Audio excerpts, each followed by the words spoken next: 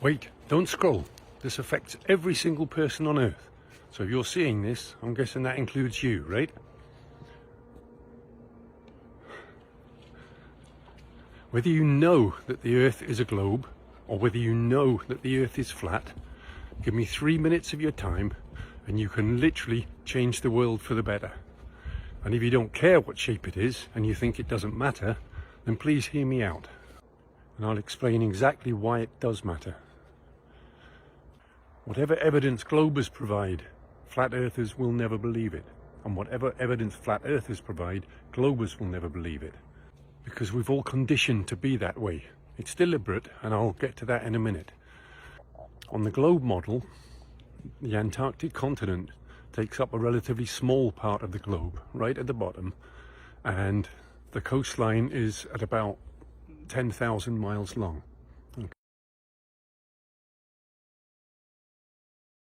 Okay. On the flat Earth model, obviously it's very different. The Antarctic ice wall goes all the way around the outside, encompassing every continent on Earth, and is approximately 78,000 miles long.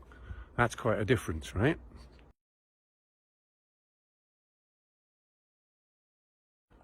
So what if we could prove it for ourselves once and for all, without anyone official being involved, without either side being able to call foul or that's cheating? So here's what I propose. We get half a dozen of the most famous and outspoken globers, half a dozen of the most famous and outspoken flat earthers, and we put 3 of each into 2 different aeroplanes. All right, we start them off at the same point, and those 2 aeroplanes fly off in opposite directions, following the coastline, which means they'll meet approximately halfway round on the other side. So on both models, supposing they set off from the closest point to Chile, and halfway round they're both going to meet up somewhere around Tasmania. All right, the difference will be the distance they've traveled and how far and how long it will take them to get there.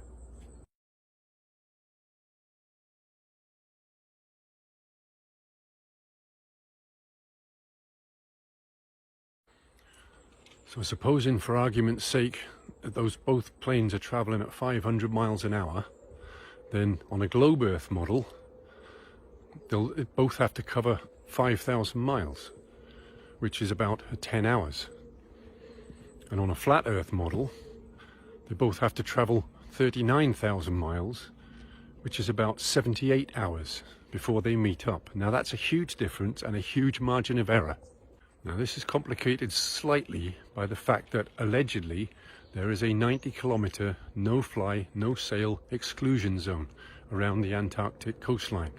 So both planes would have to travel 100 kilometers from the coastline, which means obviously if it's a globe, then they'll have to travel a further distance. If it's flat, they'll have to travel less distance.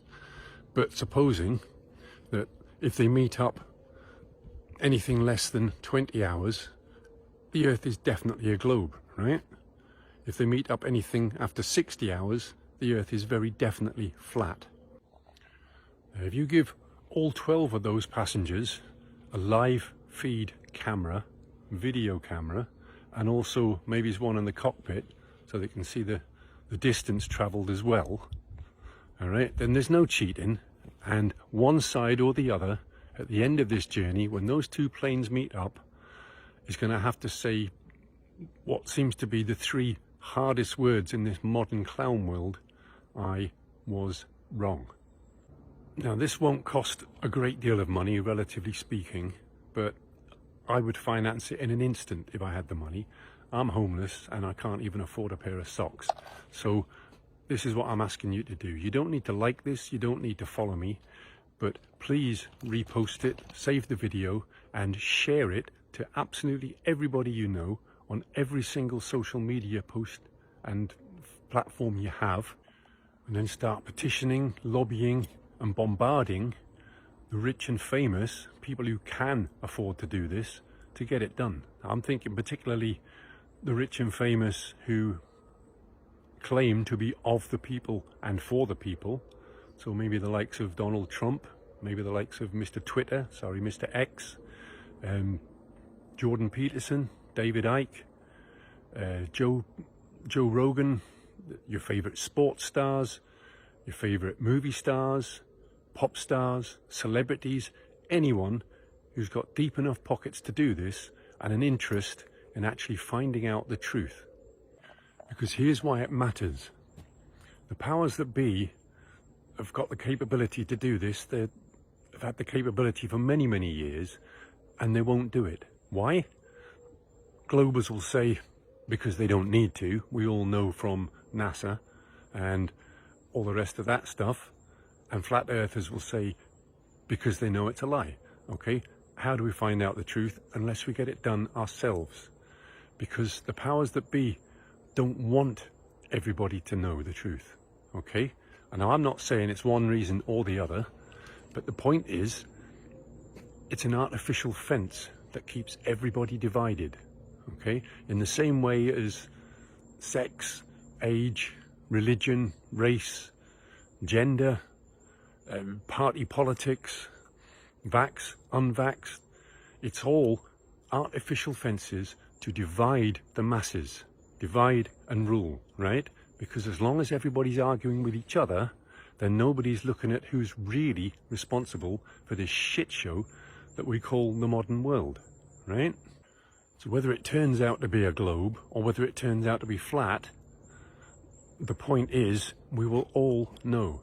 It will be the one thing that will unify the masses, all the people on Earth. And here's why it really matters. Virtually everyone will be familiar with the Star Wars films.